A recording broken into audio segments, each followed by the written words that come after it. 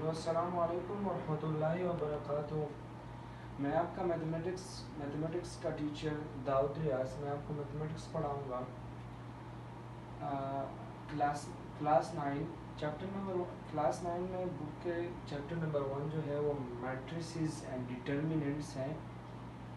Matrix का मतलब basically matrix का जो बेसिक मतलब होता है, बेसिक मतलब ये है कि 0 to 100 में जितने भी डिजिट्स आप चाहे वो रो में ले चाहे वो कॉलम में ले, वो उठाएं और उनको प्रॉपर ब्रैकेट्स के अंदर बंद करें। उसको जो है जब ब्रैकेट्स के अंदर बंद कर देंगे तो उसको हम मैट्रिक्स कहते हैं।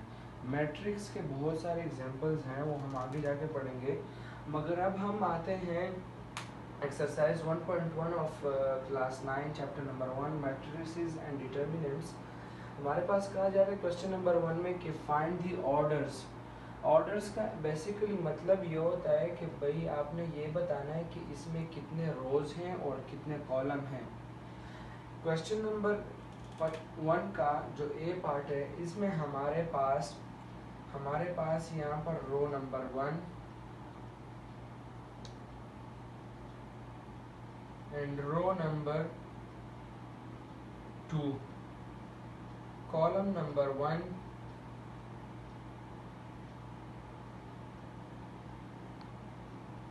Column number 2, column number 1, column number 2, column number 1, column number 2, row number 1, row number 2। तो बेसिकली अगर हम यहाँ पर देखें, हमारे पास 2 रो हैं और 2 कॉलम है, तो हमारे पास जो इसका आंसर आएगा वो ये है।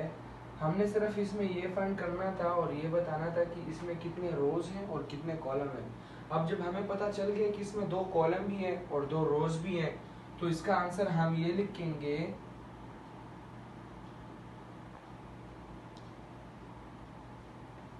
हमारा आंसर जो होगा वो 2/2 होगा, क्योंकि हमारे पास जो है 2 रो हैं और 2 कॉलम है। सबसे पहले हम रो चेक करेंगे कितने रोज है, उसके बाद कॉलम लिखेंगे। तो 2 रो है 2 लिखा, 2 कॉलम है तो 2 लिखा। ये हमारे पास पार्ट नंबर ए का मैंने आपको बता दिया है, उसका मैंने आंसर भी आपके लिए लिख दिया है, जिसमें 2 रोज और 2 कॉलम थे। पार्ट नंबर बी भी सेम टू सेम ए की तरह ही है। ये सब क्वेश्चन के बी का, सी का, डी का, ई का, एफ का, जी का, एच का, सबके मैंने आपको आंसर लिख दिए हैं कि भाई इसमें कितने रोज है और कितने कॉलम है। सी में हमारे पास 1 रो है। मैंने आपको बताया था कि सबसे पहले रो देखेंगे उसके बाद कॉलम देखेंगे, तो ये हमारे पास 1/2 हो गया। ये हमारे पास जो है 3 रोज हैं और 1 कॉलम है, 3/1 हो गया। तो इस तरह सब में सबसे पहले रो चेक करेंगे, उसके बाद जो है हम कॉलम चेक करेंगे। तो रो हमारे पास जो है इसमें 3 है, हमने 3 लिखा। फिर हैश बाय ऑफ हैश लिखा, भाई कॉलम कितने 1 है, 1 लिखा। अब हम एफ की तरफ बढ़ते हैं। एफ में हमारे पास जो है, क्योंकि ये भी 3/2, 2/2 ये सारे आपको आते हैं। एफ थोड़ा कंफ्यूजिंग है कि भाई ये सिर्फ एक 2 है तो इसमें क्या होगा। इसमें 1 रो है और 1 कॉलम है, तो हमारे पास 1/1 हो जाएगा। ये सारी तकरीबन एक जैसी हैं, 2/3 एंड 3/3। जिस तरह मैंने आपको पहले वाला पार्ट ये बताया है उस तरह सभी है। बच्चे हमारे पास एक्सरसाइज 1.1 का क्वेश्चन नंबर 2 है। क्वेश्चन नंबर 2 में हमारे पास A to J मैट्रिसेस दी हुई हैं। इनमें से कुछ मैट्रिसेस हैं जो प्लस माइनस के साइंस है, उनके साथ उनको सबसे पहले सॉल्व करके पूरा प्रॉपर मैट्रिक्स बनाना है, उसके बाद जो है आगे सॉल्व करना है। सी में हमारे पास 5 - 2 था, तो हमने प्रॉपर मैट्रिक्स जो हमारे पास आया वो 3 है। इस तरह आई में हमारे पास 3+2 था, जो सेकंड कॉलम है, तो वो हमारे पास जो है 3 और 5 आ गया। और जी भी इसी तरह 2+2 4, 2+4 6, 2 - 2 0 एंड 2+0 = 2। तो ये सबसे पहले मैंने ऐड किए हैं। उसके बाद जो है सवाल में बेसिकली हमारे पास कहा जा रहा है कि which one of the followings are equal.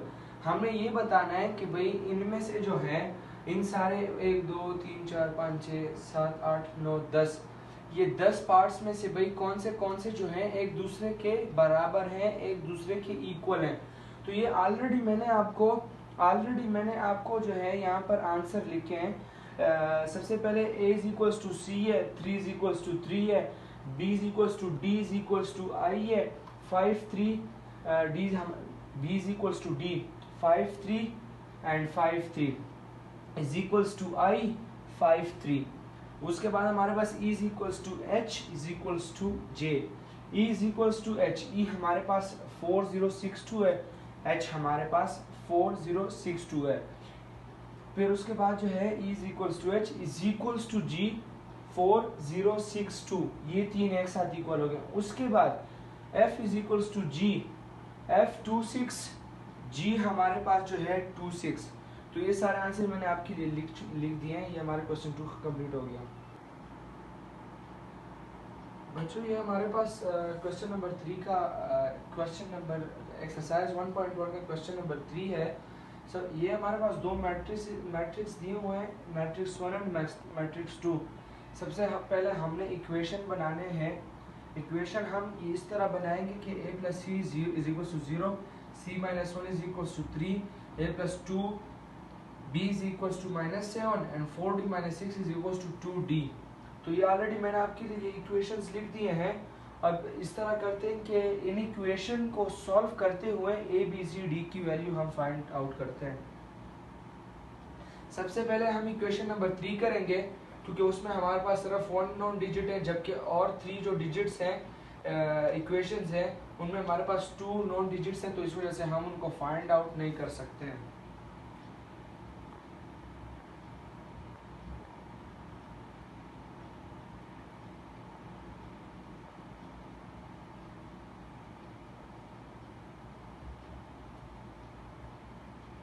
ये हमारे पास सबसे पहले यहाँ पर c minus 1 equals to 3 equation हो गया। फिर उसके बाद यहाँ पर 1 जो है वो -1 है, उधर जाएगा प्लस होगा, तो c इज इक्वल्स टू 4 हमारे पास आ गया। ये हमारे पास फर्स्ट इक्वेशन आ गया, c की वैल्यू आ गई, सॉरी। उसके बाद जो है हम इक्वेशन नंबर 1 करते हैं, जो कि हमारे पास a plus C is equals to 0 है।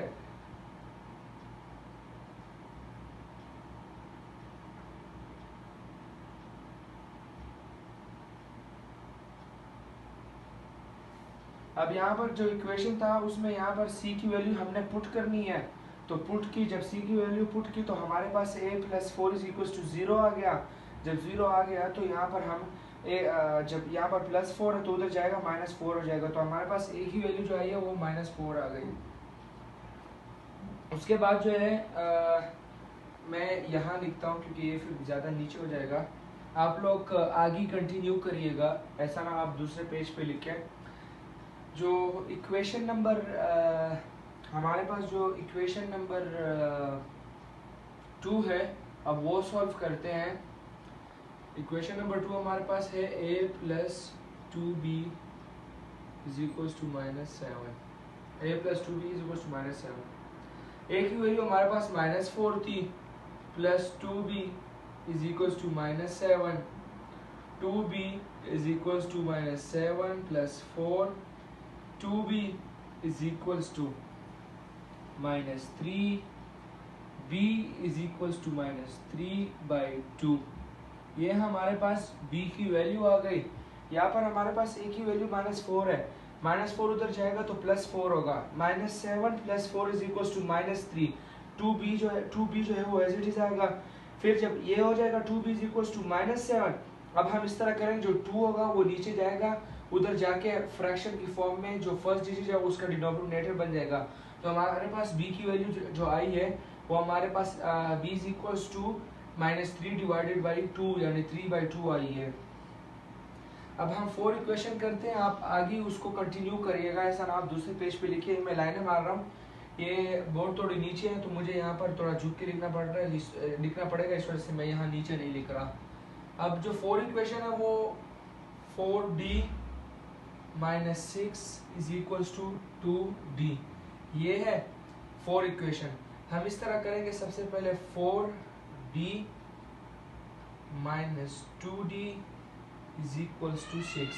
हमने ये किया है, इज इक्वल्स टू 6 जब किया है तो हमारे मैंने 2d को यहाँ प्लस से इधर आया तो माइनस हो गया, ये 6 यहाँ पर माइनस है, उधर गया तो प्लस हो गया, उधर गया तो प्लस हो गया। अब सबसे पहले ये 2d इज इक्वल्स टू 6 हो गया, 2d इज इक्वल्स टू 6 क्योंकि हमारे पास ये 4 - 2 is equals to 2d is equals to 6 हो गया। अब d इज इक्वल्स टू 6/2 हो गया, ये 1 जार ये 3 ज़र, तो D इज इक्वल्स टू 3। ये हमारे पास D की वैल्यू आ गई। फर्स्ट वैल्यू हमारे पास C की 4 आई, A की -4 आई, B की -3/2 आई, D की हमारे पास 3 आई। तो ये आप लोगों का 1.1 कंप्लीट हो चुका है।